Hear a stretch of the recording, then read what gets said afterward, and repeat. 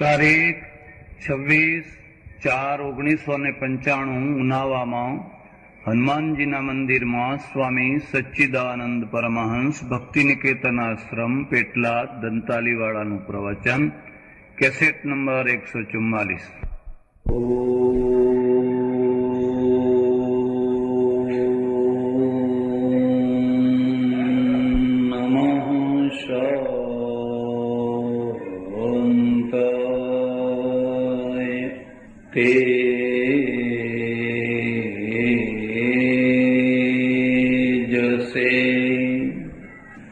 આજની સભાના પ્રમુખ સ્થાને બિરાજેલા ભાઈ શ્રી ભીખાભાઈ પટેલ, જેમની ઉદાર દેણગી અને દ્રઢ શ્રદ્ધાના પરિણામે ઉનાવા જેવા ગામની ભાગોળે વસેલા હનુમાન દાદાના પાસે આટલો સરસ મજાનો 2 માળનો હોલ બની શક્યો છે, એવા દાતા શ્રી અંબાલાલભાઈ અને બહેન શ્રી પુષ્પાબેન, ડોક્ટર શ્રી વાસુદેવભાઈ, મંચ ઉપર બિરાજેલા બધા જ વિશિષ્ટ મહાનુભાવો, સજ્જનો અને બહેનો, જેમ પ્રત્યેક વ્યક્તિનું અલગ અલગ વ્યક્તિત્વ હોય છે, એવી રીતે પ્રત્યેક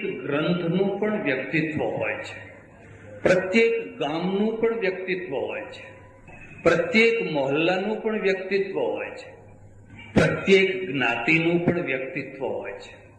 તમે શું છો એ તમારા વ્યક્તિત્વમાં છે, અને આવનારા સમયમાં તમે જોજો કે જેમ કેમેરાના દ્વારા ફોટો પડાય છે, એમ એવું કોઈ સાધન નીકળશે કે તમારા સ્વભાવનો ફોટો પડી જાય।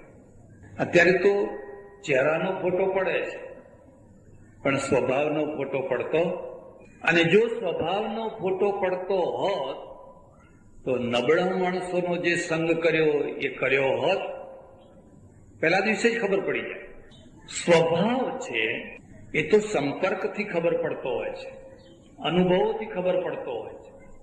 2 દિવસ, 5 દિવસ, 10 દિવસ, મહિનો, 2 મહિના સાથે રહો, એમાં ખાસ કરીને યાત્રા કરવા જાઓ ત્યારે, આખી બસ જતી હોય, આખો ડબ્બો જતો હોય, તો તમને સ્વભાવની ખબર પડે। એક માણસ એવો હોય કે એનો ભાથાનો ડબ્બો ખોલી ખોલીને બધાને ખવડાવતો હોય, લો લો લો લો લો લો લો લો। એક ડબ્બો એવો હોય હંતાડી હંતાડીને ખાતો હોય, એ જુએ કે જ્યાં સુધી બીજાનો ડબ્બો ખુલે ત્યાં સુધી આપણો ડબ્બો ખોલવાનો, એક એવો માણસ હોય। આ તો ભાઈ સંપર્કમાં આવ્યા ત્યારે ખબર પડી ને, તમારો ચહેરો કેવો છે એ તો જોતાની સાથે ખબર પડી જાય, પણ તમારો સ્વભાવ કેવો છે, તમારી પર્સનાલિટી કેવી છે, તમારું વ્યક્તિત્વ કેવું છે, એ તો લાંબા ગાળે ખબર પડે, જલ્દી કઈ ખબર પડે।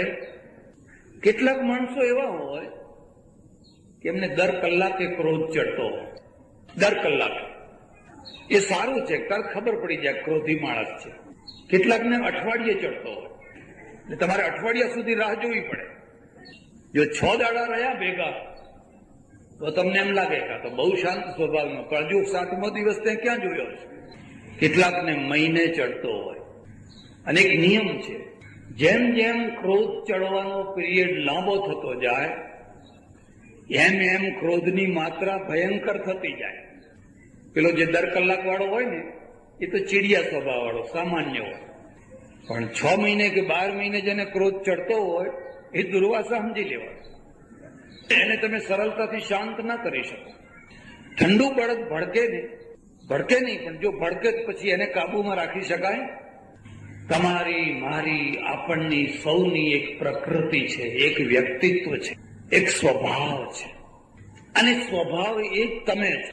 આ તમારો હાથ એ તમે નથી, તમારો સ્વભાવ એ જ તમે છો, અને તમારો સ્વભાવ તમને માળાએ પહેરાવે છે, તમને જોડાય ખવડાવે છે। સ્વભાવના કારણે એક માણસ માળા પહેરે છે, એક માણસ જ્યાં જાય ત્યાં જોડાને જોડા ખાય છે, એનું વ્યક્તિત્વ એવું છે, એનો સ્વભાવ એવો છે। પણ વ્યક્તિની વાત નથી કરવી, ગ્રંથની વાત કરવી છે.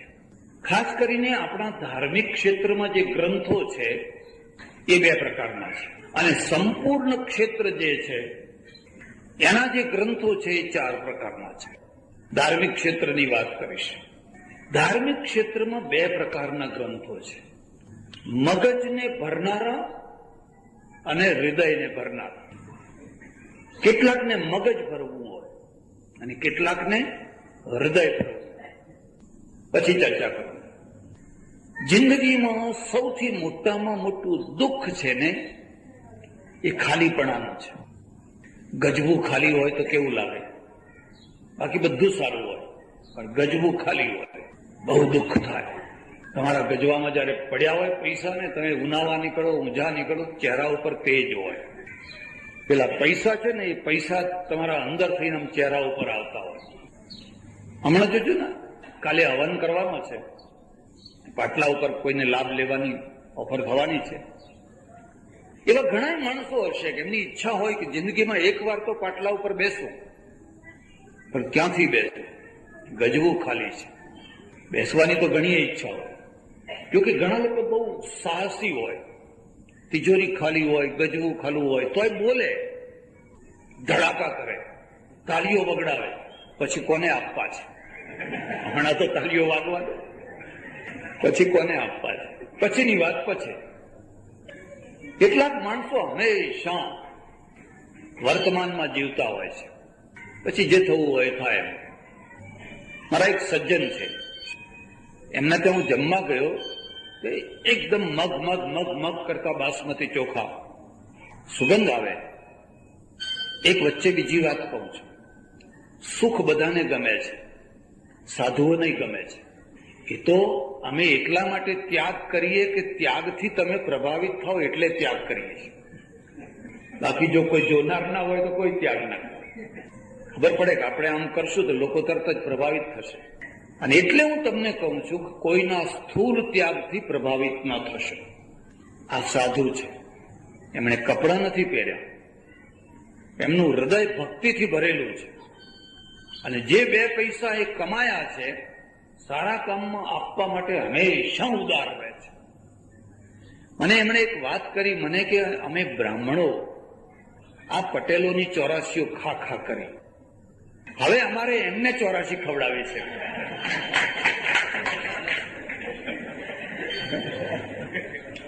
હું કેટલી વાર લોકોને કહું છું કે જે દિવસે લોકો દાન ધર્માદાનું ખાવાનું બંધ કરશે અને ખવડાવવાનું શરૂ કરશે ને, એને કોઈ નીચે નહીં નાખી શકે.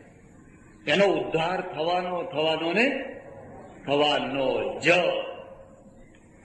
પણ જે હંમેશા દાન ધર્માદો ખોળ્યા કરશે એ કદી ઊંચા નહીં આવી શકે. તો એમના ત્યાં જમવા જવાનું થયું. મગમગતા પેલા બાસમતી ચોખા, હું એમ સમજ્યો કે હું આવ્યો છું એટલે મારા, આપણે ત્યાં મહેમાન આવે એટલે કંઈક સારી વસ્તુ કરીએ, એ તો મારા નિમિત્તે કર્યા હશે. મેં કહ્યું ભાઈ, હું તો ચોખા નથી ખાતો, કોદરી ખાઉં છું. કોઈ વાર ચોખા મળે તો ખાઉં, અને તમે મારા નિમિત્તે નકામો ખર્ચો કર્યો. મને કે ના હો, 360 દિવસ 360 દિવસ બાસમતી ખાઉં છું. હા, તો મેં કહ્યું તમારી આવક બહુ હોવી જોઈએ તમારી પેઢીમાં. મને કે કશી નહીં હો, ઉધાર, બધું ઉધાર.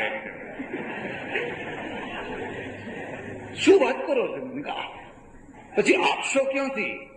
એ લેનારો જાણે, એ આપનારો જાણે. જેને ઉધાર આપ્યું હોય એ જાણે કે ક્યાંથી આપશો. આપણે તો લઈ આવ્યા છીએ. મને કે સારી રીતે જીવવાનું, પછી જે થવું હોય આપણે સારી રીતે જીવવાનું. એક આવા માણસો હોય છે. એક એવા માણસો હોય છે કે ધારે તો રોજ તોલો કેસર વાપરી શકે એના ખોરાકમાં. 1 તોલો કેસર, એક એવા માણસો હોય છે, પણ નથી વાપરતા. લોભિયા છે એટલે નહીં. કોઈ સંસ્થાને આપવું હોય, કોઈ કામમાં આપવું હોય તો લાંબો હાથ કરે, પણ પોતાની જાત માટે ખર્ચો બહુ ના કરે. કેમ નથી વાપરતા? એટલા માટે નથી વાપરતા, મારી વાતને સમજજો તમે. આ શરીર છે ને એ બહુ ટેવોને જલ્દી ગ્રહણ કરે છે, બહુ જલ્દી ટેવોને ગ્રહણ કરે છે. તમને જો એસીમાં રહેવાની ટેવ પડી હોય પછી તમે એસી વિના રહી ન શકો. અને હજુ સુધી ભારતમાં એવો કોઈ રસ્તો નથી નીકળ્યો કે તમારી સાથે ને સાથે એસી બધું ફેરવવામાં આવે, એવો કોઈ રસ્તો. મેં એવું સાંભળેલું કે અહીંયા ગંજ બજારનું ઉદઘાટન કરવા જે પ્રધાનમંત્રી આવેલા, ઉપપ્રધાનમંત્રી, એમના માટે જે સંડાસ બનાવેલું એમાંય એસી મૂકેલું હોય, એમાંય એસી મૂકેલું, એમના બાથરૂમમાં એસી મૂકેલું. તમે જોયું? એનું પરિણામ એ આવ્યું, ગંજ બજારમાં એસી મુકાઈ ગયું છે. ઠંડો હેમ જેવો, બિલકુલ ઠંડો હેમ જેવો.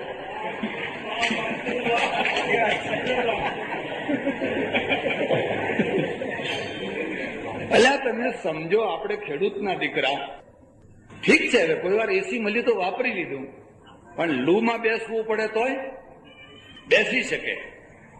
એ માણસ દુઃખી નહીં થાય. જો ટેવો પાડી પછી એ ટેવોમાંથી છૂટવું બહુ અઘરું છે.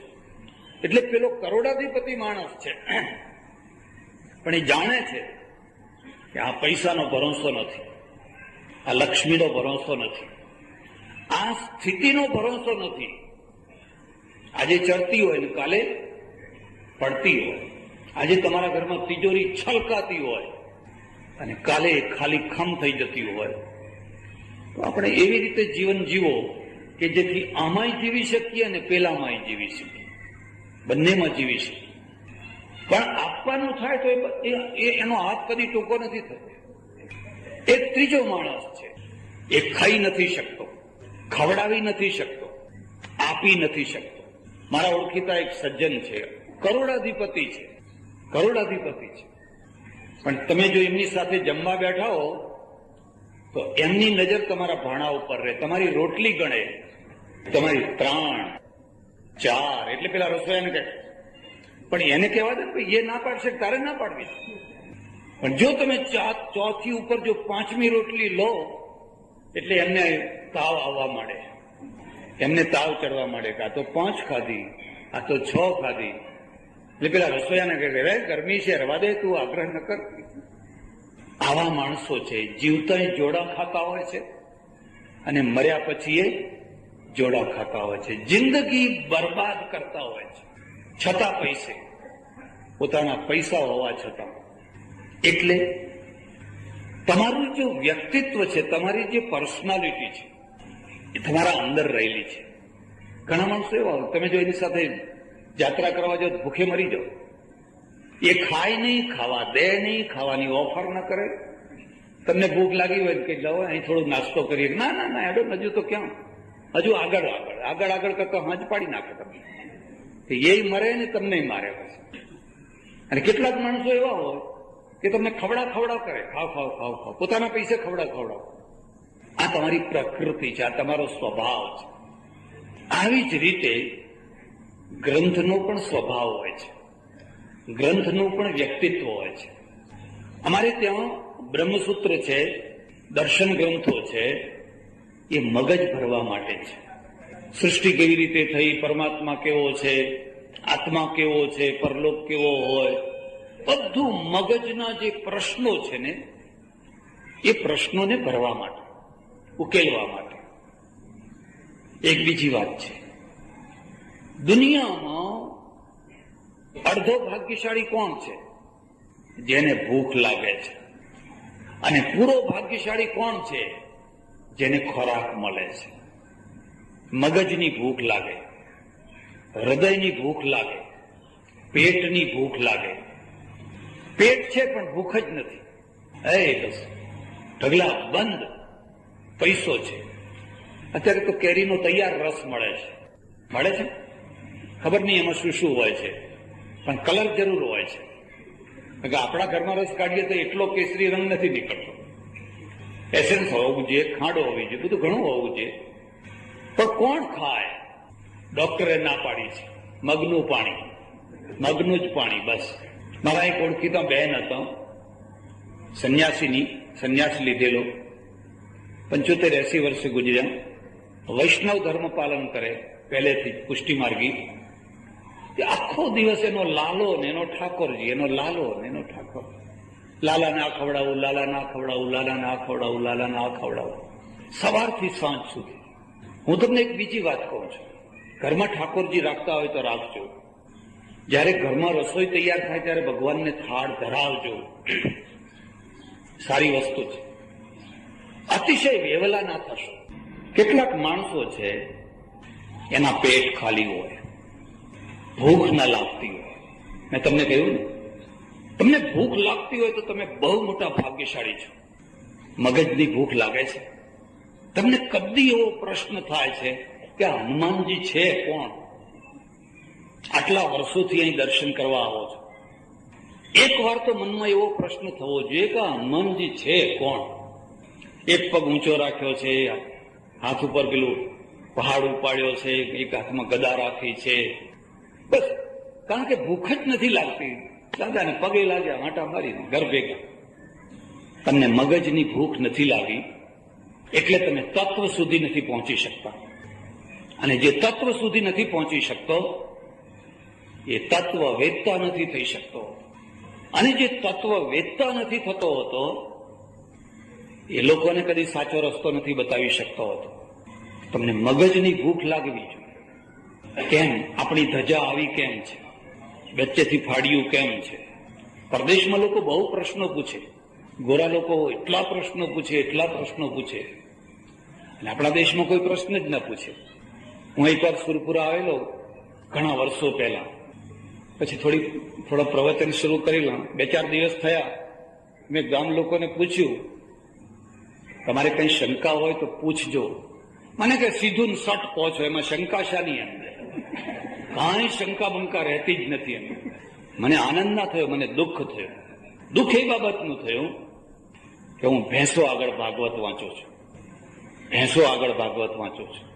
તમે કદી પણ સર્કસ જોવા ગયા હો, કોઈ જગ્યાએ પાડાનો ખેલ જોયો? ઘોડાનો હોય, હાથીનો હોય, સિંહનો હોય, વાઘનો હોય, પણ કોઈ જગ્યાએ પાડાનો ખેલ તમે જોયો? હોય જ નહીં. કેમ? કદી તો વિચાર કરો. બધાનો ખેલ છે, બધા જાનવરોનો. પોપટનો હોય, ચકલીનો હોય, ફલાણાનો હોય, પાડાનો ખેલ કેમ નથી મૂકતા? એની પાસે મગજ નથી.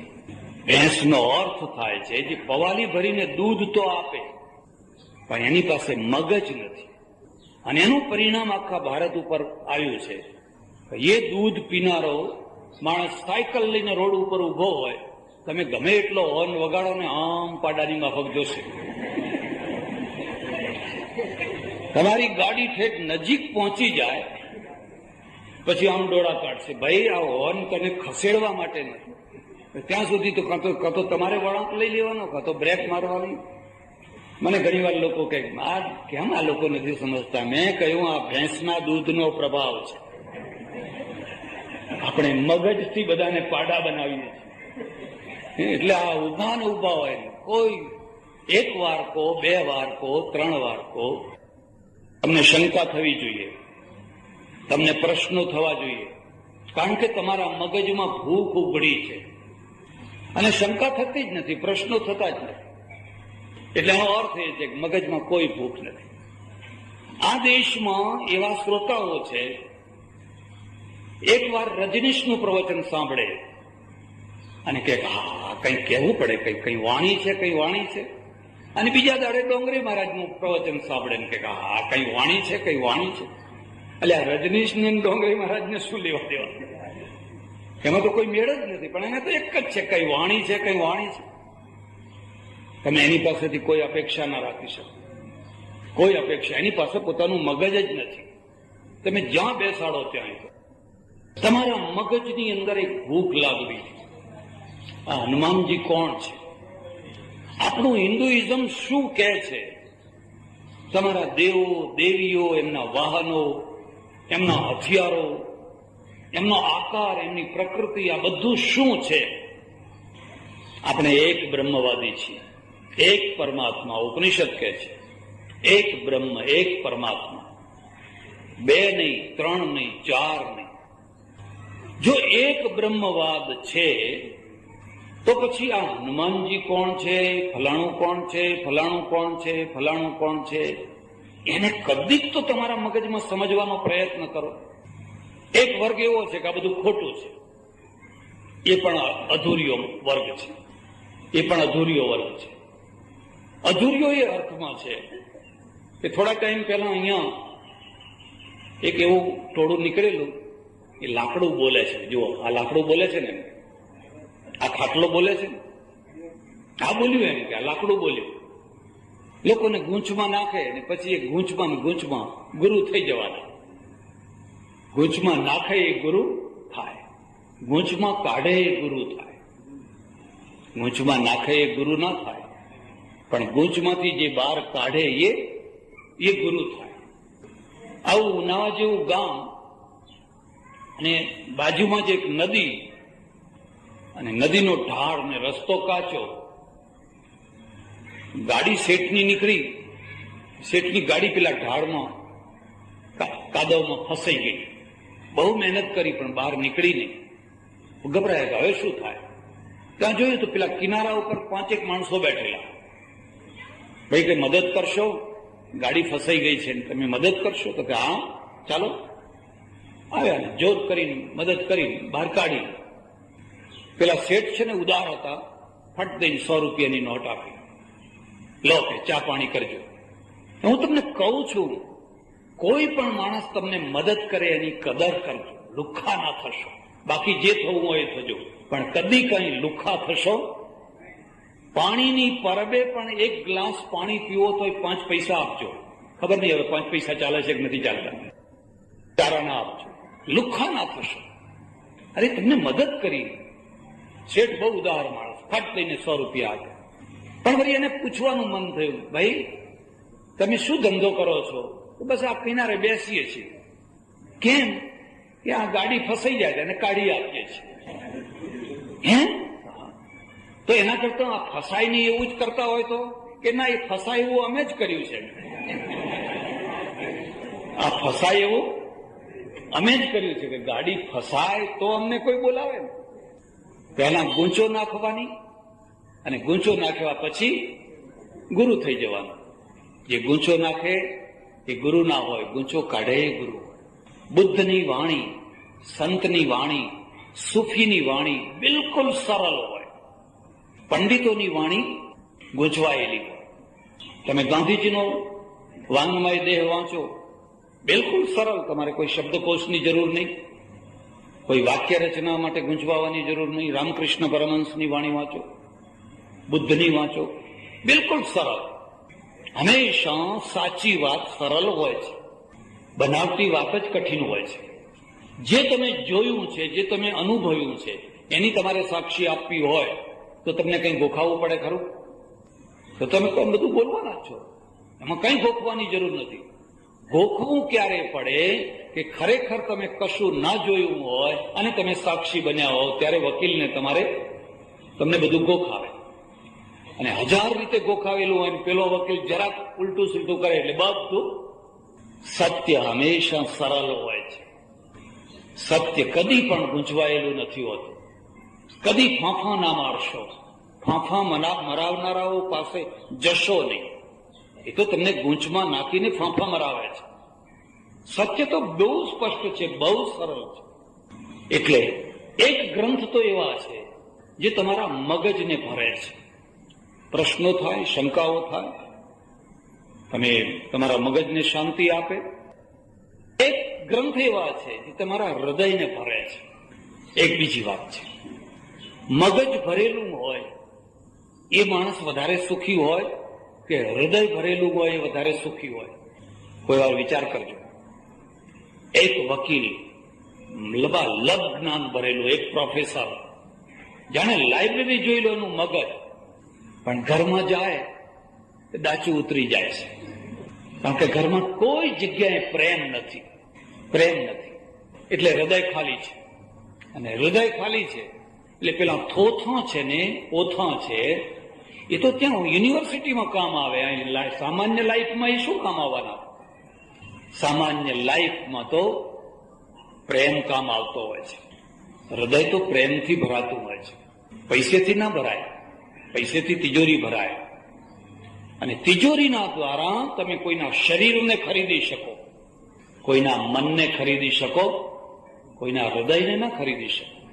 હૃદય તો હૃદયથી મળતું હોય છે. અને હૃદય છે એ બે વસ્તુઓથી ભરાય, યાદ રાખજો, પ્રેમ અને શ્રદ્ધા. પ્રેમ અને શ્રદ્ધા આ એની બે પાંખો છે હૃદયની, બે એની કોરોનરીઓ છે. એના દ્વારા જો જેમ બ્લડ જતું હોય આ બે તત્વો એમાં જતા હોય, માણસ કઈ સુખી થશે, કઈ સુખી થશે, કઈ સુખી થશે. ઘણી વાર એવું બને, એક બહુ પૈસાદાર માણસ હોય, સંગમરમરનો મહેલ હોય, અને મારો અનુભવ છે જેમ જેમ મહેલ મોટો થતો જાય એમ રહેનારા ઓછા થતા જાય, બધા રૂમ ખાલી જ પડ્યા હોય. ઘણા શેઠિયાઓ કહે કે અમારે 12 બેડરૂમ છે, પણ એમાં ભૂનારા કેટલા છે કે ડોશી ડોહો 2, છોકરા બહાર ગયા છે, અમે ડોશી ડોહો 2. તો પેલા 11 બેડરૂમ ને શું કરો છો? તાળા મારીએ છીએ. ઉલટાની ઉપાધિ, કચરા કોણ કાઢે? બધા પોતા કોણ કરે? આ નિયમ છે. ચાણક્યને લખવું પડ્યું છે, ભોજ્યમ ભોગ શક્તિશ્ચ નાલ્પસ્ય તપસ ફલમ. ભોગ ભોગવવાની શક્તિ અને ભોગો બે એક જગ્યાએ ભેગા થતા હોતા. કાં તો ભોગોનો ઢગલો હોય તો ભોગવવાની શક્તિ ના હોય, અને ભોગવવાની શક્તિ હોય તો ભોગો ના હોય. તો હૃદય છે ને કેટલીક વાર ઝોંપડામાં ભરાતું હોય. ઇન્દ્ર ને ઇન્દ્રાણીનું સુખ એના આગળ ઝાંખવું પડે, એટલા આનંદથી રહેતા, કઈ કિલાટ રહેતા હોય.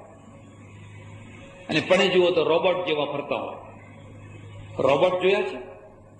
કોમ્પ્યુટર મૂકેલા હોય, કામ કરે બધું, પણ એને હસતા ના આવડે. ને આ રોબોટ હસે તોય બનાવટી હશે, પાછું ખબર પડી જાય કે બનાવટી હશે.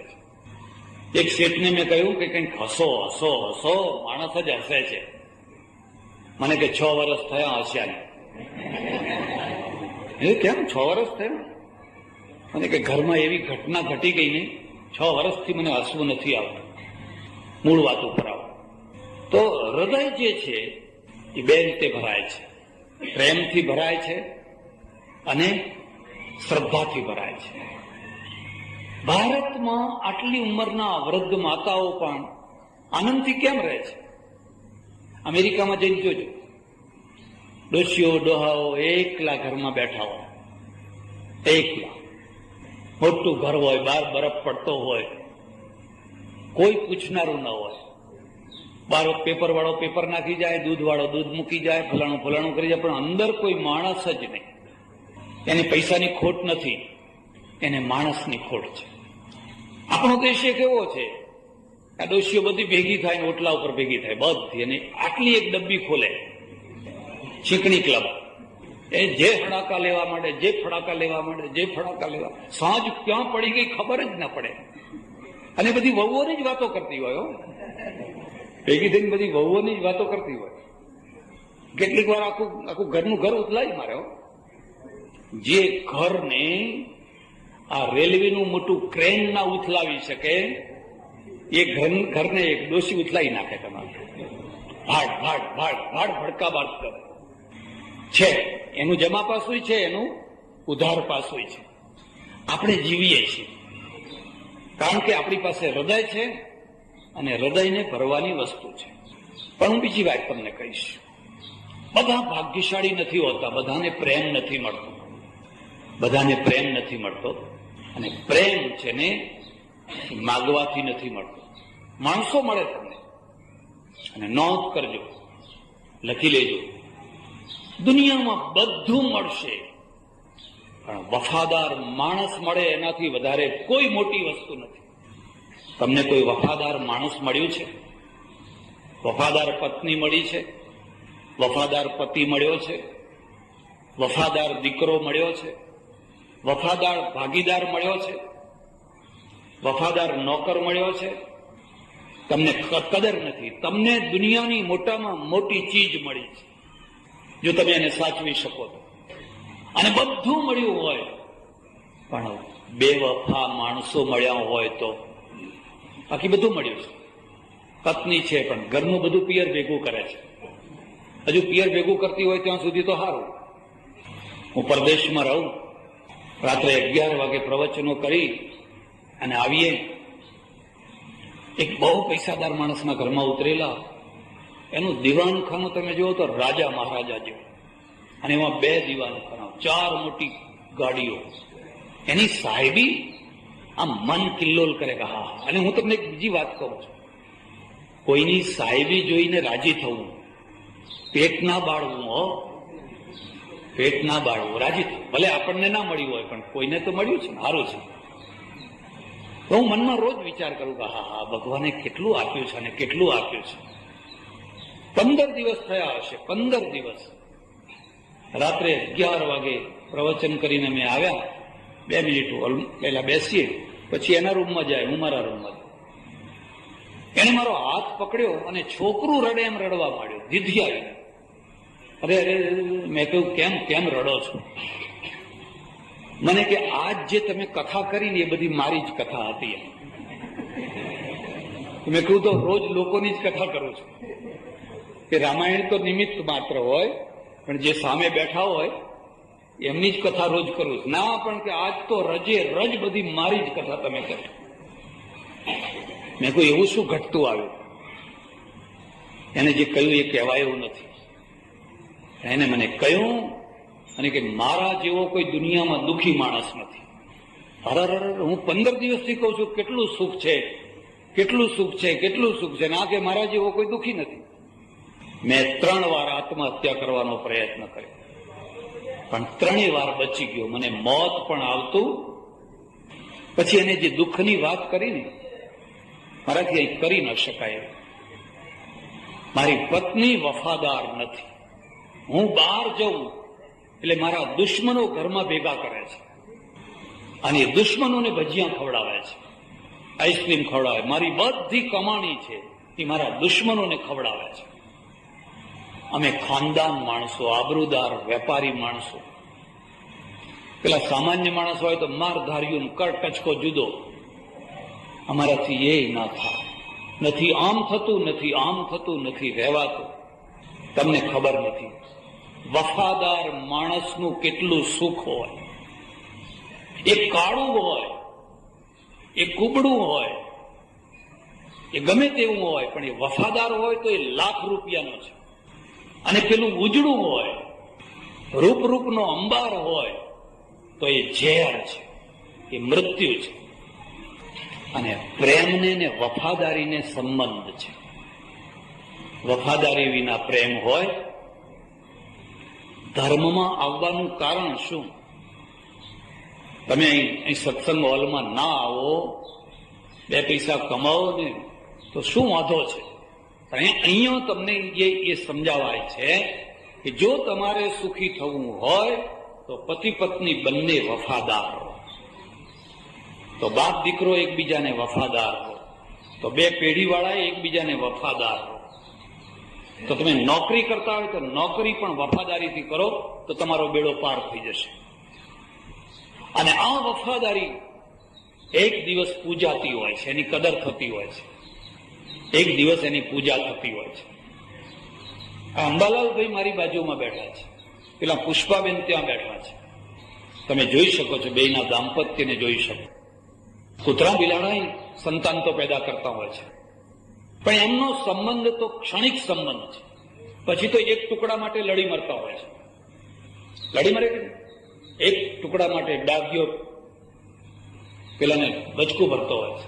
ત્યારે અહીંયા ટુકડો એકબીજાને ખવડાવતા હોય છે. તમે પહેલા ખાઓ પછી હું ખાઈશ.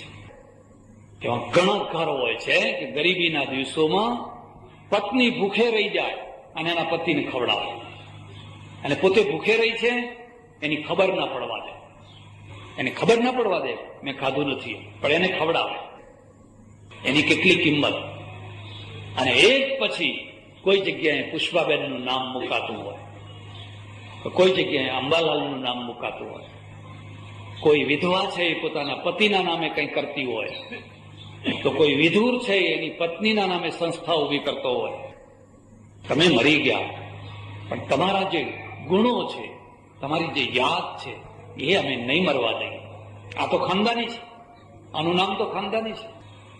એ પેલી વિધવા છે ને, એ પૈસો એના ધણીની પાછળ ખર્ચતી હોય છે. તો પેલો વિધુર છે એ એની પત્નીનું નામ જ્યાં ત્યાં એનો ફોટો મૂકતો હોય છે. આ વફાદારીનું પરિણામ છે. એટલે પ્રેમ છે ને દુર્લભમાં દુર્લભ વસ્તુ છે. પણ એની અમારે ચર્ચા નથી કરવી. હું તો તમને એટલું જ કહું કે જો તમને મળ્યો હોય તો તમે ભાગ્યશાળી છો, તો એને સાચવી જાણજો. જો તમને ના મળ્યો હોય તો હવે બીજો રસ્તો બતાવું છું. બીજા તત્વનું નામ છે શ્રદ્ધા. અને શ્રદ્ધા પણ હૃદયનો ગુણ છે. શ્રદ્ધા બુદ્ધિમાં નથી રહેતી. અંબાલાલભાઈને જે અનુભવો થયા દાદાના, અને એવા કેટલાય અનુભવો બીજાને પણ થયા હશે. જે અનન્ય ઈષ્ટદેવનો ઉપાસક હોય એને નાના મોટા અનુભવો થતા જ હોય છે. શરત એટલી છે કે તમે ચંચળ ના હોવા જોઈએ, 6 મહિને ભગવાન બદલતા ના હોવા જોઈએ. અત્યારે તો લોકો એટલા બેઈમાન છે કે 6 મહિને ભગવાન બદલી નાખે, કંઠીઓ બદલી નાખે, ટીલા બદલી નાખે. કેમ કે ના, હવે આ ભગવાનમાં હાચ નથી રહ્યું, હવે પેલા ભગવાનમાં હાચ આવ્યું છે. એટલે તારામાં સાચ નથી એટલે તને આવું થાય. તું પોતે જ સાચ વિનાનો છે એટલે તને આવું થાય છે. જેની નિષ્ઠા દ્રઢ હોય છે, જેની આસ્થા શ્રદ્ધા દ્રઢ હોય છે, પછી પક્વાવસ્થાએ પહોંચે એટલે અનુભવો શરૂ થતા હોય છે. અંબાલાલભાઈ બાલ્યકાળથી ઉનાવામાં રહ્યા, બ્રાહ્મણ ઘરમાં જન્મ્યા, અને ત્યારે આ હનુમાનજીની જગ્યા બહુ સામાન્ય હશે, બહુ સામાન્ય હશે. કોઈ આવે ના આવે અમને ખબર છે. મેં બચપણ વિતાયેલું. ગામની ચારે તરફ ભાગોળની દૂર દૂર સુધી કોઈ અપૂજ દેવ પડ્યા હોય, ખંડિત દેવ પડ્યા હોય, છોકરા રમવા જાય ત્યાં બધા. તે દિવસથી આમના અંદર જે લગ્ની લાગી, અને લગ્ની એવી દ્રઢ લાગી, એવી દ્રઢ લાગી. અમેરિકા ગયા, અમેરિકામાં સારામાં સારી નોકરી, સારામાં સારી કમાણી, પણ બધું ભૂલ્યા, પણ પોતાના ઈષ્ટદેવને ભૂલ્યા. અને જો સારો શેઠ હોય અને સારા શેઠને તમે વફાદારીથી યાદ કરો તો એ શેઠ ખરા ટાઈમે તમારું કામ કાઢે કે ના કાઢે, અને ના પાડે તો એ સારો શેઠ ના કહેવાય, એ કજાત કહેવાય, એ ખાનદાન ના કહેવાય. એ ખાનદાન હોય તો સામેથી પૂછે નોકરને, તું ચિંતા ના કર, તારી દીકરી મારી દીકરી, પરણાવ, પૈસા આપવા હું બેઠો છું. ખાનદાની ની કસોટી તો પ્રસંગે થતી હોય છે. અને પેલો કજાત હોય ને એ ખરા પ્રસંગે કોથળીનું મોઢું બંધ કરી દે. અત્યારે હવે ભીડમાં છે, હવે જેટલું ચૂસાય એટલું, એ તો કજાત છે. કુલહીન સેવા, અમારે ચાણક્ય લખ્યું છે કે એની નોકરી કદી ના કરવી. આ તો ઈષ્ટદેવનો ઈષ્ટદેવ છે, આનાથી મોટો કોઈ શેઠ નથી.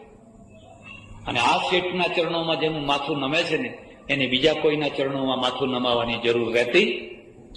એટલે શ્રદ્ધા છે ને, એ શ્રદ્ધાથી હૃદય ભરાય છે.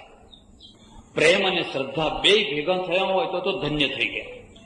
પણ માનો કે તમને કોઈ સાંસારિક પ્રેમ ના મળ્યો, જોકે તમારી વાત છે, તમે બાળકો ઉપર પ્રેમ કરી શકો છો.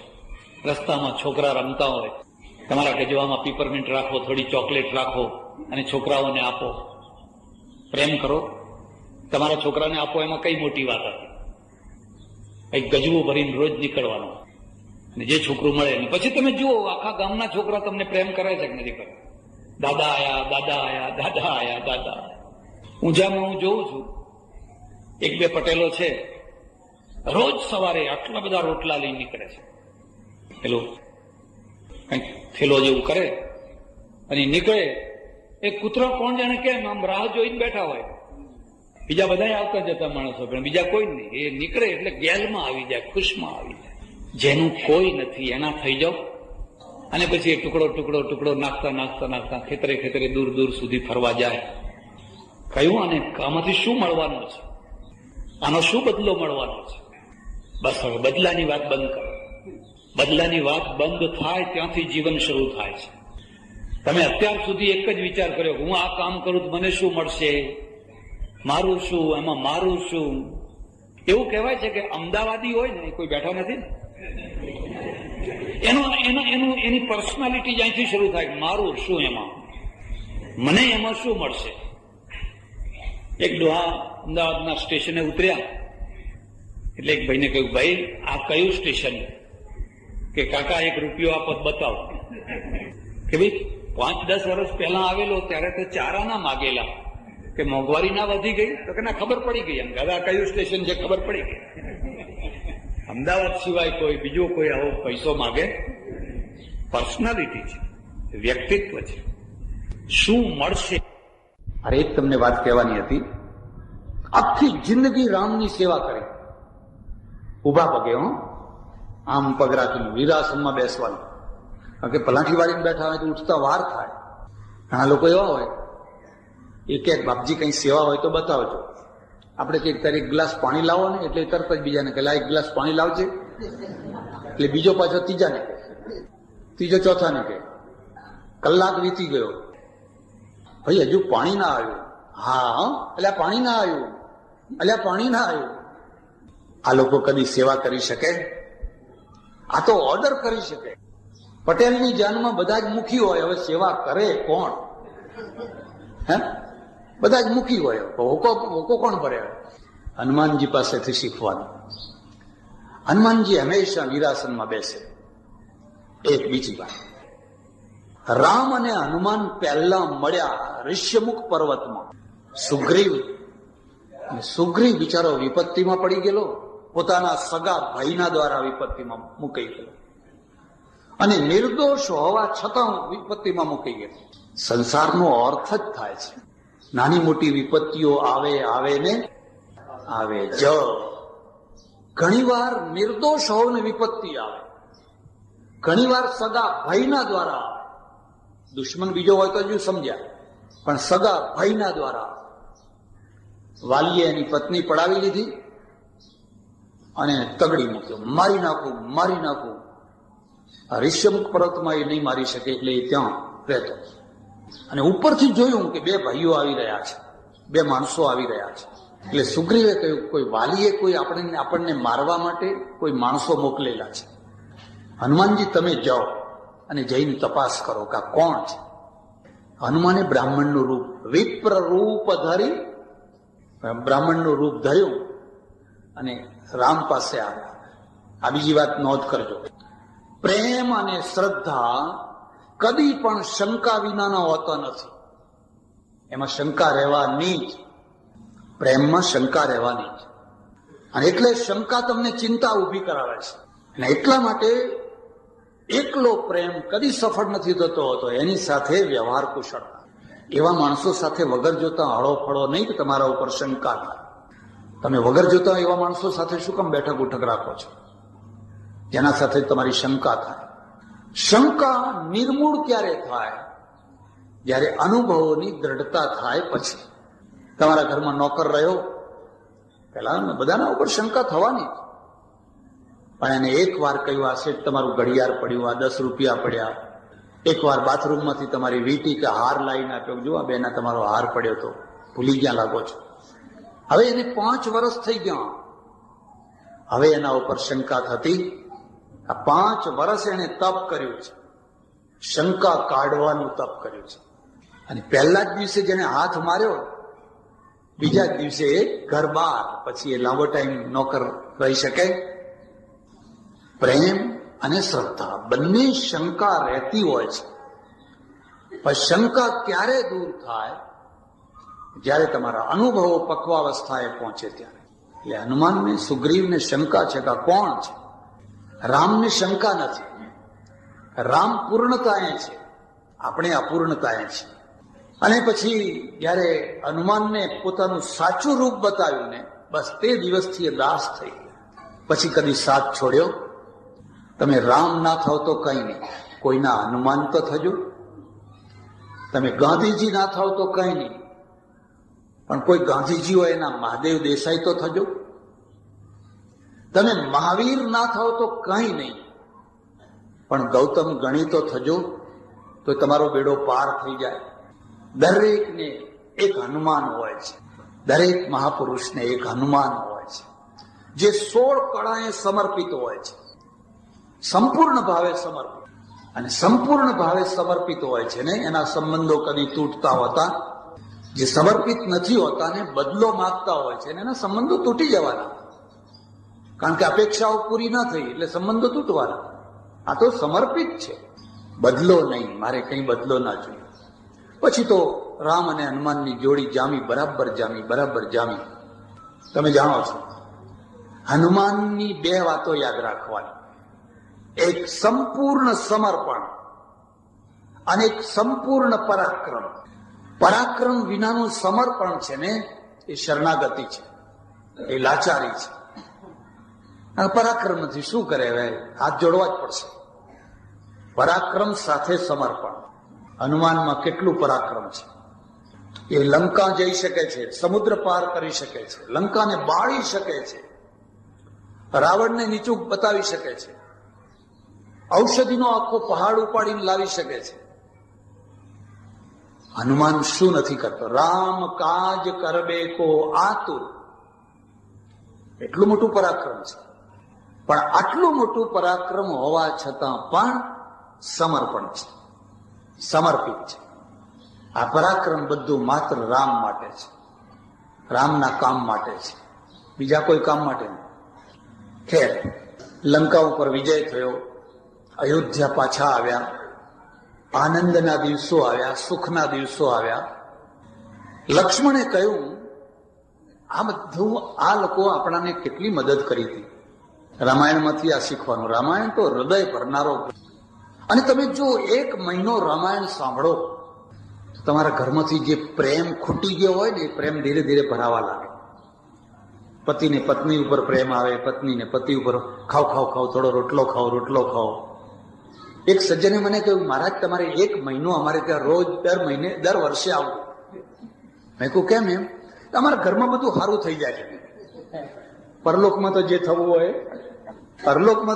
હોય થાય, પણ ઘરમાં બધું સારું થઈ જાય છે. મેં કહ્યું શું સારું થાય? અરે કે તમે આવો ને, મારે તો બીજા દાડાથી ગરમ જમવાનું, શું ખવડાવવું, કેમ ખવડાવવું. પછી કે પેલું પડ્યું ખાવું હોય તો ખાઈ લો. અંદર હૃદયમાં પ્રેમ ભરાવા લાગે. એક બીજી વાત યાદ રાખજો, સાચો સંત કોઈનું ઘર ના તોડાવે, કોઈનું ઘર નંદવાવે નહીં. ખરો વૈરાગ્ય છે એ કર્તવ્યને માટે છે. આ ઋષિ માર્ગ છે. પત્ની છોડવા માટે નહીં, ઘર છોડવા માટે નહીં, બાવા થવા માટે નહીં. ખરો વૈરાગ્ય કર્તવ્ય માટે છે. સાચા પતિ થાવ, સારા પતિ થાવ, સાચી પત્ની થાવ, સીતા જેવા થાવ, રામ જેવા થાવ. પણ જો તમને કોઈ ઘર છોડાવે કે ઘર નંદવાવે, તો એમ સમજવાનું કે આ વૈરાગ્ય નથી, આ વિષાદ છે, અર્જુનનો વિષાદ છે, જે તમારું ઘર બરબાદ કરશે, તમારું જીવન બરબાદ કરશે. પેલા ચલમિયા ગાંજો ફૂંકનારા તમને વ્યસનમાં બરબાદ કરતા હોય છે, પણ આ કાલ્પનિક વૈરાગ્ય ચડાવનારા તમારું ઘર બરબાદ કરાવતા હોય છે. મેં એવા ઘણા છોકરાઓ જોયા છે, જે નથી દુકાનના રહ્યા, નથી ઘરના રહ્યા, નથી પત્નીના રહ્યા, નથી છોકરાના રહ્યા, નથી બાપના રહ્યા, નથી પરિવારના રહ્યા. અતો ભ્રષ્ટ તતો ભ્રષ્ટ. આ વૈરાગ્ય નથી, આ તો કર્તવ્ય ભ્રષ્ટતા છે. એમાં તો તમને ઉલટું તમારું ઘર દીપી ઉઠે, આનંદ આવે. લક્ષ્મણે કહ્યું, આ લોકોએ આપણા માટે કેટલું કામ કર્યું. અને એક નિયમ હોય છે, પ્રત્યેક મહાપુરુષ છે એની પાછળ સેવા કરનારો એક બહુ મોટો વર્ગ હોય છે. નથી દિવસ જોતો, નથી રાત જોતો, તરત જ કામે લાગી જાય. પેલો પહાડ ઊંચો કરવો હોય ગોવર્ધન, તો લાકડીઓ હોય તો ઊંચો થાય જ ના. ગોવાળિયા જોઈએ કે ના જોઈએ? આ હોલ બાંધ્યો હશે, મને ખબર નથી, પણ કોઈ માણસ રાત દિવસ અહીં ખડે પગે ઉભો રહ્યો હશે. સિમેન્ટ લાવો, રેતી લાવો, કપચી લાવો, ફલાણું લાવો. આજ સુથાર નથી, આજ કડીઓ નથી, આજ પૈસા નથી, આજ ફલાણું નથી. કોઈ માણસ પાણી છાંટતો હશે, કોઈ કંઈ કરતો હશે, કોઈ કંઈ કરતો હશે. એ સમર્પણ છે, એના વિના થઈ ન શકે. આવા માણસો જયારે સમય આવે ત્યારે એની જરૂર કદર કરો. એને એક માળા પહેરાવો સભામાં, તો એને એમ થાય કે મને યાદ કર્યો. એના મનમાં તૃપ્તિ રહે, એને એની અપેક્ષા ના હોય, પણ એના મનમાં એમ રહે કે ના, મને યાદ કર્યો. કડિયાને, સુથારને, લુહારને, ફલાણાને બધાને યાદ કરીને એમને થોડું ઘણું સન્માન કરો. લક્ષ્મણે કહ્યું, આ બધાને આપણે કંઈક આપીએ, કંઈક સન્માન કરીએ. રામે કહ્યું, બરાબર છે, સાચું. એક બીજી વાત હું તમને કહું છું, કેટલીક વાર સારા કામ ભૂલમાં જતા હોય, માણસને કરવાની ઈચ્છા હોય પણ ભૂલમાં જતું હોય, એને યાદ કરાવવું પડે. એને ના કરવાનું એવું ના હોય, પણ એને યાદ ના હોય, એને એના મગજમાં એ વાત ના હોય. ખાલી એટલું જ કહો, ભાઈ અંબાલાલભાઈ આટલું જરા કરવા જેવું છો. હા, કરો કરો કરો. જૈન ધર્મમાં એને અનુમોદના કહે છે. સારા કામ થતા હોય એની અનુમોદના કરો. સારું થાય છે, સારું થાય છે એમ કહો. મનમાં બેઠા બેઠા બળો નહીં, પેટ ના બાળો. લક્ષ્મણે કહ્યું કે આપણે આ બધાનું સન્માન કરીએ. હા કરો. અને બીજી વાત, હવે તરત જ બીજી વાત આવી. સન્માન કરવું તો કેવી રીતે કરવું? એટલે એમાં તરત જ વ્યાપારી વૃત્તિ આવી. આપણા ઘરમાં જે નકામી વસ્તુ હોય, જે કાઢી નાખવાની હોય, જે ફેંકી દેવાની હોય, એવું બધું આપણે વાપરી નાખવામાં એમ કે આવા ઘણા લોકો હોય પાછા. અને એવા માણસો હંમેશા છેતરાતા હોય છે. કારણ કે શું છે, હૃદયની જગ્યાએ મગજ આવી ગયું. પેલું હૃદય કે છે સારામાં સારું ખવડાવો, પેલું મગજ કે છે કે નહીં બચાવો બચાવો બચાવો. નહીં, એવું નહીં. કરવું તો સારું. રોજના લોભિયા થજો, પ્રસંગના લોભિયા ના થશો. 360 દિવસ લોભ કરજો, પણ એક દિવસ જો પ્રસંગ કરો ને એ દિવસે લોભ ના કરશો. કારણ કે પ્રસંગના જો લોભિયા થયા તો જોડા ખાશો, અપયશના જોડા. બાકી તમે રોજ શું ખાવ છો એ કોઈ જોવા નથી આવતું. રામે કહ્યું કરો કરો, હું તો બહુ આનંદમાં છું. જેને જે આપવું હોય આપો બધાને. કોઈને શાલ, કોઈને દુપટ્ટા, કોઈને કંઈ, કોઈને કંઈ, કોઈને કંઈ આપ્યું. એમ એવા ઘણા માણસો જોયા, આપીને રાજી થાય, આપીને રાજી, બહુ રાજી થાય. એને જોઈએ, આપવાની જગ્યા જોઈએ, બહુ રાજી થાય આપી. એને ઉમળકો આવે, હરખ આવે. કારણ કે એટલું તો નક્કી જ છે કે જેટલું આપો એટલું જ તમારું છે, બાકી તો બધું છે જ. લઈ જજો ને જેવા જાણી એટેક આવે ત્યારે, જેટલું આપો એટલું જ તમારું છે. એક માણસ રહી ગયા. લક્ષ્મણે કહ્યું, અરે ખરા માણસ તો ભૂલી જ ગયા. જે માણસે ખરું કામ કર્યું હતું, કોણ? તો કે આ હનુમાન. અને એને લેવાની કોઈ સ્પૃહા નહીં. રામે કહ્યું, હનુમાનને આપવાનું ના હોય. આપવાનું લેવાનું કોને હોય? વ્યવહાર કોના સાથે કરવાનો હોય? જે પરાયણ હોય એને. પોતાના માણસો સાથે કઈ વ્યવહાર કરવાનો હોય. તમે ઘરમાં કંકોત્રી લખો છો? તમારા દીકરાના લગ્ન હોય તો તમારા ઘરમાં કંકોત્રી લખો છો? અને ઘરમાં ના લખી હોય ને ઘરનું માણસ એક રીસાય, પત્ની જ રીસાય, મારે નથી આવવું, કેમ બધાને કંકોત્રી લખીને મને તો લખી જ નથી. કોઈ એવું રીસાય? અરે તું ઘરનું માણસ છે. હનુમાન મારા ઘરનો માણસ છે. જ્ઞાની ત્વાત્મૈવ મે મતમ. ગીતા. અર્જુન જે જ્ઞાની છે ને એ તો મારો આત્મા છે. મારે એને કોઈ ભેદ હોય, એને કશું આપવાનું ના હોય. લક્ષ્મણ કે ના, એ બધી વાત ગમે તે હોય, પણ જયારે વ્યવહાર કરવા બેઠા એટલે વ્યવહાર પછી એને ના જોતું હોય તો વાત જુદી જ પડે, તો કરવો જ પડે. તો ભલે ત્યારે આપો. શું આપશું? હનુમાન કે તમારી જે ઈચ્છા હોય આપો. 9 લખો હાર, રામે જે પહેરેલો ગાદીએ બેસવા માટે બનાવડાવેલો 9 લખો, સારામાં સારી વસ્તુ, આનાથી બીજી કોઈ સારી વસ્તુ એ રામે કાઢ્યો. અને લક્ષ્મણને કહ્યું, જા જઈને હનુમાનજીને પહેરાઈ આવો. અને સભા છે ને, એ સભામાં બધા ઝાંખા પડી ગયા. કેમ? તમને ખબર નથી. જ્યારે તમે કોઈને કંઈ આપો ને પછી અંદર મેળવે, તને શું આપ્યું, મને શું આપ્યું, તને કેવું આપ્યું, મને કેવું આપ્યું. એમાં જો ખબર પડે કે તને સારું આપ્યું છે ને, એટલે બસ તરત જ ચહેરો ઉતરી જાય. અમે દક્ષિણ ભારતની યાત્રાએ ગયેલા. મારા એક ઓળખીતા સજ્જન, મદુરાઈમાંથી બધા લોકો સાડીઓ લે પેલા આપવા માટે. મેં કહ્યું, ભાઈ તમે લો. મને કે મારે 4 દીકરીઓ અને 2 વહુઓ, એટલે 6 સાડીઓ લેવાની. એમાં જો એકને પણ કલર જુદો પડ્યો ને તો ઘરમાં ઝઘડો. એમ ના આપો તો ઝઘડો નહીં હો. અરે ભાઈ, આ બીજી વાત યાદ રાખજો, ના આપનારને ઝઘડો નથી હોતો, આપનારને જ ઝઘડો હોય છે. ના આપનારને તો એક જ જાણે છે કે આ તો ભાઈ કોઈ દાડો કશું કોઈને આપતા. એ તો એમના માટે નક્કી જ છે કે કોઈને આપતા જ નથી. નથી દીકરીઓ આશા રાખતી, નથી વહુઓ આશા રાખતી, કે નથી કોઈ કામવાળી આશા રાખતી. એટલે એ લોકો શું કરે છે? સીધા એમના ગજવામાં જ હાથ મારે છે. આગા પાછા ગયા હોય ને એટલે પોતાની મેળે જ બધું કરી લે છે કામ. મને કે જો હું 6 લઉં ને કલર જુદો પડે ને, કલર તોય ઘરમાં ઝઘડા થાય, એના કરતા ના લેવી સારી. આ તો વ્યવહાર છે. એટલે બધાએ જોયું કે એને એમ કે હાર આપણને આ આપ્યું, મેં કઈ ઓછું કામ કર્યું છે? પેલો કે મેં કઈ ઓછું કર્યું છે? પણ કોઈ બોલી શકતા નથી. લક્ષ્મણ તો હનુમાનજી પાસે ગયા અને હાર પહેરાવ્યો. લોકોને કેટલીક વાર દેખાદેખીએ તાળી તો વગાડવી જ પડે ને, પછી ગમે કે ના ગમે આવીને બેઠા, ખુશ ખુશ થઈ ગયા બધા, રાજી રાજી થઈ.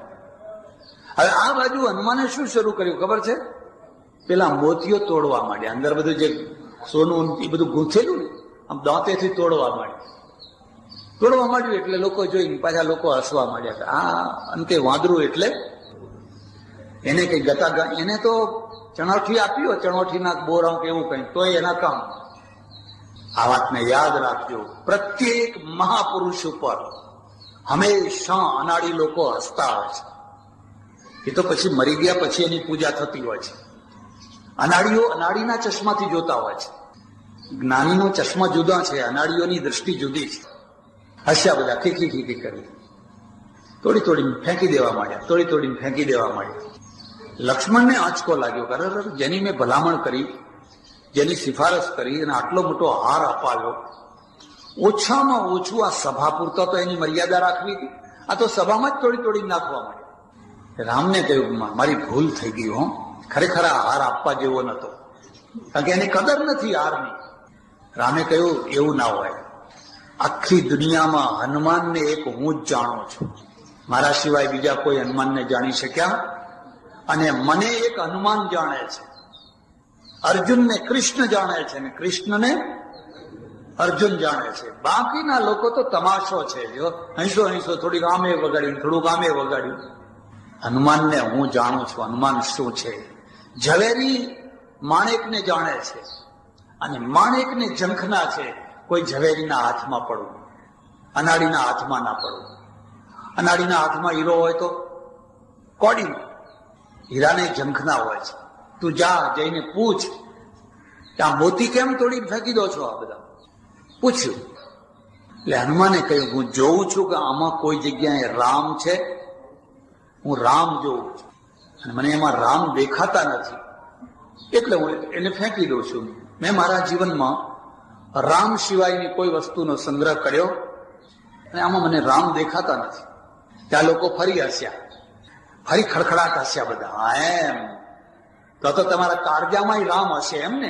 કાળજામાં રામ ના હોય તો કાળજુ તોડીને ફેંકી દો એમ ને? હનુમાને માથું લાવ્યું કે હા, જો મારા કાળજામાં 1 મિનિટ માટે રામ આગા પાછા થાય ને તો હું કાળજુ તોડીને ફેંકી દઉં. અને તત્કાળ પેલું ચિત્ર તમે જોયું હશે, આમ કરીને બતાવ્યું તો અંદર રામનો જય જયકાર. આ હનુમાન છે. અને એ બતાવવા માટે હનુમાનજીનું આ સ્વરૂપ બનાવ્યું છે. એમનું નામ મારુતિ.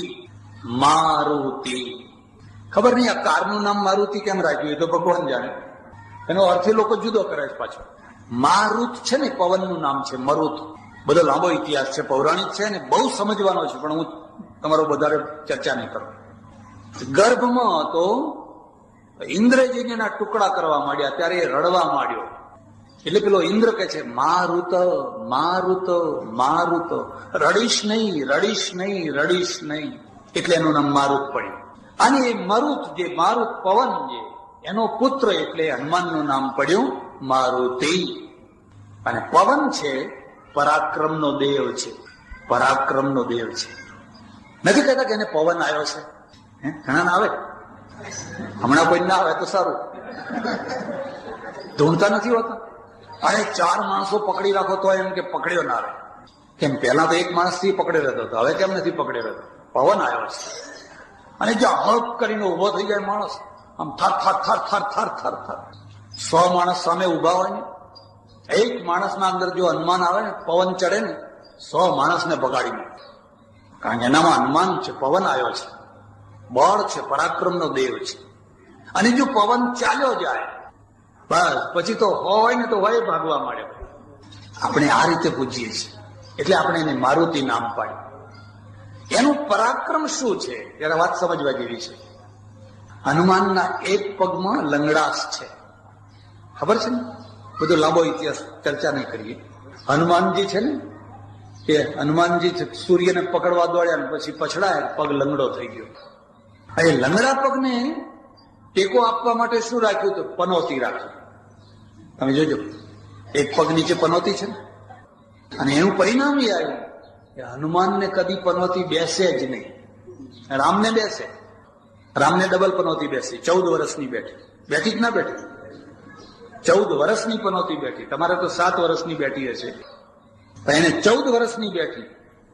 અને એક બીજી વાત યાદ રાખજો, જીવનમાં સારામાં સારો કાળ છે ને પનોતીનો કાળ હોય છે.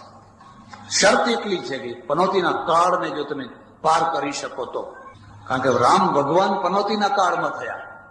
જો ગાદીએ બેઠા અને લીલા લહેર કર્યા હોત તો ખલાસ, બધા રાજાઓ થયા એવા થઈ ગયા. તો પનોતીના કાળમાં પરાક્રમ થતું હોય છે.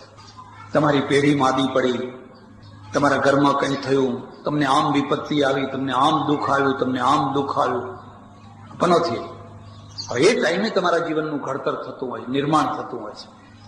શરત એટલી છે કે મક્કમ રહી શકો તો, અને તણાયા કરો, વેગમાં તણાઈ જાવ તો ખલાસ. જે પનોતી આખી દુનિયાને નડે છે એ પનોતી હનુમાનના પગ નીચે દબાયેલી છે.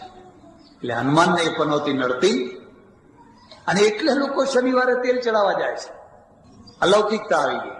તમારા બહુ દુઃખી થયા, ત્યાં શનિવારે જઈને તેલ સિંદૂર ચડાવવા જાય. એટલું પરાક્રમ છે, પવનપુત્ર છે, અને છતાં એટલું જ સમર્પણ છે. અને એનું પરિણામ એ આવ્યું, એકલા રામનું મંદિર ના હોય. રામ હોય, લક્ષ્મણ હોય, સીતા હોય, હનુમાન તો હોય. એકલા લક્ષ્મણનું મંદિર જોયું તમે કોઈ જગ્યાએ? એકલા સીતાજીનું મંદિર જોયું? બધા જ્યારે હોય ત્યારે બધા ભેગા જ હોય, પણ એકલા હનુમાનનું મંદિર હોય. એકલા હનુમાન. કેમ? સંકટ મોચન નામ તિહારો. શ્રદ્ધા છે એને 100% બુદ્ધિથી કદી માપી શકાય નહીં. અને 100% બુદ્ધિ છે એ કોરી બુદ્ધિ થતી હોય છે. અને કોરી બુદ્ધિથી કોરા માણસો પેદા થતા હોય છે. અને કોરા માણસો પોતે દુઃખી ને બીજાને દુઃખી કરે.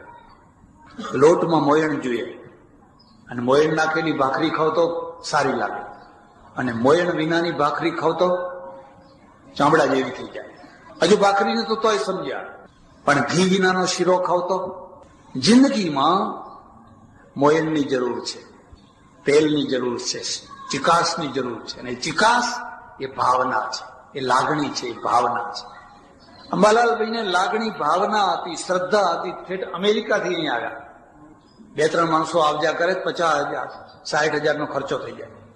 પણ ભાવના છે ને, ભાવના હતી, ત્યાંથી દોડતા આવ્યા. અને મારા ઉપર ભાવના હતી એટલે આગ્રહ કર્યો, સ્વામીજીને તો બોલાવવા જ પડશે. અને મારી ભાવના હતી એટલે મેં કહ્યું કે હું જરૂર આવીશ. તમે નહીં કહો તો હું અંબાલાલભાઈનું કામ છે, જરૂર આવીશ. એક બુદ્ધિશાળી માણસ છે, 100% બુદ્ધિશાળી, કોરો માણસ છે. એના જીવનમાં તો કોરાપણું છે, લુખ્ખાપણું છે. એક ભાવના વાળો માણસ છે. વિવેકાનંદે એક જગ્યાએ લખ્યું છે, એક ગામમાં બહુ બુદ્ધિજીવી માણસો રહે, અને એમણે મારું પ્રવચન ગોઠવેલું. સ્વામીજી સ્વામીજી સ્વામીજીનું પ્રવચન. આવા મંદિર ને મંદિરની બાજુમાં હોલ, બધા ચિક્કાર થઈ ગયા, વકીલો, ડોક્ટરો, ફલાણા ફલાણા ફલાણા ફલાણા, ટોપના ક્રીમ વર્ગ. અને બધાએ પ્રવચન સાંભળ્યું, તન્મય થઈને સાંભળ્યું. કઈ પ્રવચન, કઈ વાણી, કઈ જ્ઞાન, કઈ અગાધ જ્ઞાન. બધા પગે લાગીને બધા વિદાય થયા.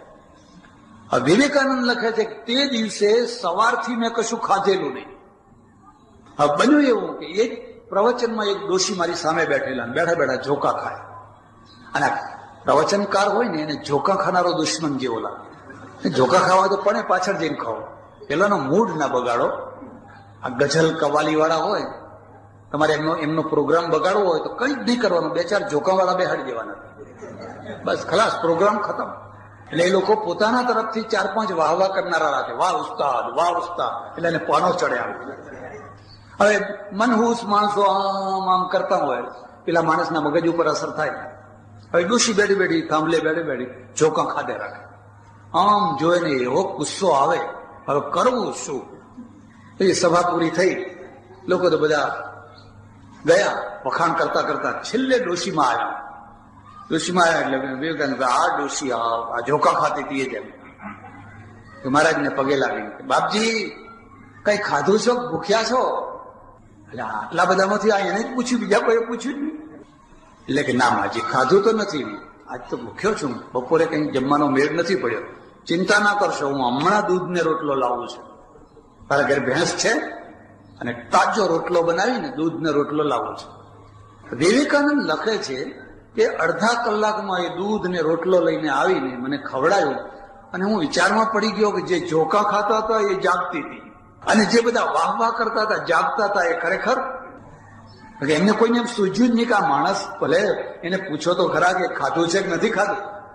ડોશીમાં ભાવના છે, બુદ્ધિ નથી. એ શું બોલે છે? મહારાજ કંઈક ઊંચી વાતો કરતા હશે, આપણે કંઈક સમજીએ હશે, પણ કંઈક સારી વાતો કરતા હશે. પેલા સમજે છે, પણ આ ડોશી એટલું સમજે છે કે મહારાજ હોય કે મહારાજનો બાપ હોય, ભૂખ તો બધાને લાગે. ટાઈમ થાય એટલે ભૂખ તો બધાને. અને એટલે એને પૂછ્યું, બાપુ કંઈક જમ્યા? તો હું હમણાં લાવું છું. હરખ થયા. હનુમાનજી શ્રદ્ધાનું પ્રતીક છે, દ્રઢ નિષ્ઠાનું પ્રતીક છે, પરાક્રમનું પ્રતીક છે, આજ્ઞા પાલનનું પ્રતીક છે. અને બધાના પરિણામ સ્વરૂપ એકલા પૂજાય છે, પુના પનોતીને દબાવીને પૂજાય છે. સજ્જનો પુનાવા જેવું ગામ અને હનુમાનજી જેવી જગ્યા અને આવો સરસ મજાનો હોલ, અને હોલના પાયામાંથી માંડીને શિખર સુધી અંબાલાલભાઈ અને બીજા પણ દાતાઓ ગામના બાર ગામના જે હોય તે બધાએ મળીને આટલું એક સુંદર તમે મકાન બાંધ્યો, હોલ બાંધ્યો, એની વ્યવસ્થા કરવાની. આ હોલનો ઉપયોગ શું કરશો? ચાલો ભજન મંડળી બેસે, કોઈ સપ્તાહ થાય, એ તો બરાબર છે, તો થવું જ જોઈએ. પણ અત્યારે સૌથી મોટી જરૂરિયાત છે મધ્યમ વર્ગના માટે લગ્ન કરવાની જગ્યા. હવે આપણી પાસે પહેલાનો જમાનો નથી કે આપણા આંગણે જ બધું કરીએ. આંગણે કરવાના દિવસો પૂરા થયા. પેલા એક જમાનો હતો, 4 થાંભલા ઉભા કરે, ઉપર 5 પૂરા નાખે એટલે માંડવો થઈ ગયો. હવે અત્યારે એનું નામ માંડવો કહેવાય. પેલા 2-4 બળદ ગાડા લઈને આવે પરણે. બનાસકાંઠામાં મેં જોયેલું કે એમનો ઉતારો હોય જ નહીં, એ ગાડા એ જ ઉતારો. આવી ફોજાનો આવી હોય, કેટલી 50 ફોજાનો એક સાથે આવી હોય અને હવે પોતપોતાના ગાડામાં ઉતર્યા હોય, ગાડાના નીચે છાયામાં, ઉપર કંઈક, એ બધું પોતાનું. એ જમાનો પૂરો થયો. આજે જમાનો બદલાઈ ગયો. હવે તો એવો જમાનો છે રેડીમેડ, તમારે વરને કન્યાને લઈને જઈને તવાન બધું તૈયાર, ચોરી તૈયાર, માંડવો તૈયાર, મીઠર તૈયાર, રસોઈ તૈયાર. તમારે ખાલી ઓર્ડર જ આપવાનો, બિલ ચૂકવવાનું. અને હવે બિલ ચૂકવા એવી શક્તિ આવી છે, હવે વાંધો નથી, બિલ ચૂકવી શકે. હમણાં મારા એક સજ્જને લગ્ન કર્યા છોકરીના, 170 રૂપિયાની એક થાળી, 170 રૂપિયાની. હવે 170 રૂપિયાની એક થાળી જમનારા કેવા પાછા ખબર છે? અડધી રોટલી વાળા. કારણ કે એમાં પેલા પહેલવાનો ના જાય, એ તો બધા પેલા કોઈ ડાયાબિટીસ વાળા, કોઈ કઈ વાળા, કોઈ કઈ વાળા, બસ બસ બસ બસ બસ બસ. એટલે આ શું કામ બગાડો છો? હમણાં એક બીજા અમારે ચડોતરની વાત પડી, જુદી છે. ગ્રીન કાર્ડ વાળા સાથે લગ્ન કર્યા, એને શરત કરી, મારે ફલાણા હોલમાં મારો દીકરો પરણવા આવશે. હવે છોકરીનો બાપ જરા સામાન્ય સ્થિતિ, પણ અમેરિકા મોકલવા માટે એને બધી હાયા કરે. જાનમાં મારા 3000 માણસો આવશે. કેટલા? 3000 માણસો આવશે. હા ભાઈ, હા. ફલાણી રસોઈ કરવી પડશે. હા ભાઈ, હા. હવે બન્યું એવું કે 3000 ની જગ્યાએ 6000 માણસો આવ્યા. તમે તો વેવઈ થવા આવ્યા છો કે દુશ્મન થવા આવ્યા છો? આ તમારો વેવઈ છે, એની આબરૂ તમારે સાચવવાની હોય. તમે પહેલા દિવસે જ એની આબરૂ લેવા બેઠા છો. અચ્છા, હજુ 6000 તો જમવા બેઠા નથી. બીજું શું થયું? હું તમને એક ખાસ સલાહ આપું છું કે આ જે કોમર્શિયલ હોલો છે ને, બને ત્યાં સુધી એ હોલોમાં ના જશો. એનું કારણ બતાવો. એ હોલોની આજુબાજુ એક ચેન ગોઠવાઈ ગયેલી હોય છે. એ સારામાં સારી રસોઈ હોય ને એટલે ચેન વાળા આવીને જમી જાય બધા, પછી તમે બધા પછી જમો. હે, તમે શું નજર રાખવાના હતા? કઈ વસ્તુઓ આપી દે, આમ આપી દે. રસોઈ ત્યાં થતી હોય તો 24 કલાક થોડા ઉભા રહેવાના હતા? એક તગારું આમ આપી દે, એક આમ આપી દે. તે આજુબાજુની જે વગર નિમંત્રણ વાળી વસ્તી ને એ જ 2000 આવીને બેસી. પેલા નોકરોએ જ કહેલું, કાલ બહુ ભપકો છે, તુંય આવજે ને તુંય આવજે ને તુંય આવજે ને તુંય આવજે. તો બધી વસ્તી આવીને બેસી ગઈ. બિલ આમ ના ઉપર કે આ 6000 માણસોને જમાડી ના શકાય. શું જમાડવું? 3,000 ના 6,000 અને એમાં 2,000 તો પેલી આજુબાજુની ફાલતી વસ્તુ આવી વગર આમંત્રણ વાળી. એક સજ્જનને મેં કહ્યું, અલ્યા વગર આમંત્રણે તમે જમવા જાઓ છો? મને કે બાપજી તમે જ કહ્યું છે ને કે આખી દુનિયામાં ભેદ ના રાખવો, વસુધૈવ કુટુંબકમ, આખી દુનિયા આપણું કુટુંબ જ છે. એમાં વળી આપણને કોઈ કહ્યું તોય શું ને ના કહ્યું તોય શું, એમાં કઈ માન અપમાન હોય નહીં. અને આવા કામમાં મોડું ના કરાય પાછું. જેટલા વહેલા થઈએ એટલા મોડા વાળા પછી રડે છે ને રડવું હોય રડે. મારા પાસે આવીને ધ્રુસકે ને ધ્રુસકે રડ્યો. મને કે બાપુ મારું નાક કપાઈ ગયું. મેં કહ્યું તો તે દિવસે જ કપાઈ ગયું જે દિવસે તે ગ્રીન કાર્ડના મોહમાં આવો વેવઈ બનાવ્યો તે દિવસે. વેવઈ થજો, આ વેવઈની આબરૂ લેનારા વેવઈ ના થશો. એ તો તમારો ભાઈ છે, તમે દીકરાના બાપ છો તો એ દીકરીનો બાપ છે. એની બાંધી મુઠ્ઠી રાખવી એ તમારા હાથની ચીજ છે. ને પહેલા દિવસે જ તમે એની મુઠ્ઠી ઉગાડવાનું કામ કરો છો, એવા વેવઈ થયા છો તો તમે દુશ્મન શું ખોટા? ત્યારે આ હોલ એવા મધ્યમ વર્ગના લોકો માટે આશીર્વાદ રૂપ છે. આ સામાજિક હોલ છે. દાદાના ચરણે આવો. કોઈ એવું કે દાદા પરણ્યા નથી એટલે દાદા નથી પરણ્યા એટલે તમારે એવું રહેવું છે, તો પછી એવા ભેગા થવાનું. તો વ્યાયામ શાળા શરૂ કરી. દાદા તો પરણ્યા નથી પણ દાદા પરણાવે છે બધાને અને રાજી થાય છે. અમારા બાળકો તમે પરણો, સુખી થાઓ, લીલે વાળી રહે, તમે આનંદ કરો. એટલે આ એક લગ્ન હોલ પણ છે. બીજી રીતે પણ જે રીતે જરૂર હોય એ સમાજના કામો માટે બધા કામમાં આવશે. અને એ રીતે ઉનાવાનું એક ઘરેણું છે, ઉનાવાનો એક દાગીનો છે. એને તમે સાચવો, સંભાળો અને એને હજુ પણ વધારે સુંદર બનાવો. અને આ સંસ્થા, દાદાનું મંદિર, આ હોલ અને બીજી બધી પ્રવૃત્તિઓ એના દ્વારા ઉનાવાના જીવનને ધન્ય બનાવો. ભગવાનને હું પ્રાર્થના કરું કે અંબાલાલભાઈ અને એમના પરિવારને ખૂબ ભક્તિ આપે, ખૂબ નિષ્ઠા આપે અને એમના હાથે હજુ પણ ઘણા સારા સારા કામો થાય. જ્યારે પણ સમાજને મૂર્છા લાગે, જેમ લક્ષ્મણને મૂર્છા લાગી અને ત્યારે હનુમાન છે ને પેલી ઔષધિ લઈ આવ્યા, એવી રીતે જ્યારે જ્યારે પણ સમાજને મૂર્છા લાગે ત્યારે આ હનુમાનજીના ભક્તો છે એ તરત જ ઔષધિ લઈને હાજર થઈ જશે. અરે શું 2 લાખ કરો છો, 9 લાખ ઉપાડો. એક માણસ 9 લાખ રૂપિયા આપે. બ્રાહ્મણનો દીકરો 9 લાખ રૂપિયા આપે અને આટલું સરસ મજાનું આ બનાવે, સામાન્ય વાત નથી. પરમેશ્વર ગામનું ભલું કરે, ગામ સંપીને રહે, હળીમળીને રહે, એકતાથી રહે, આનંદથી રહે, સૌ સુખી થાય, સૌનું મંગળ થાય. આભાર, ધન્યવાદ, હરિઓમ.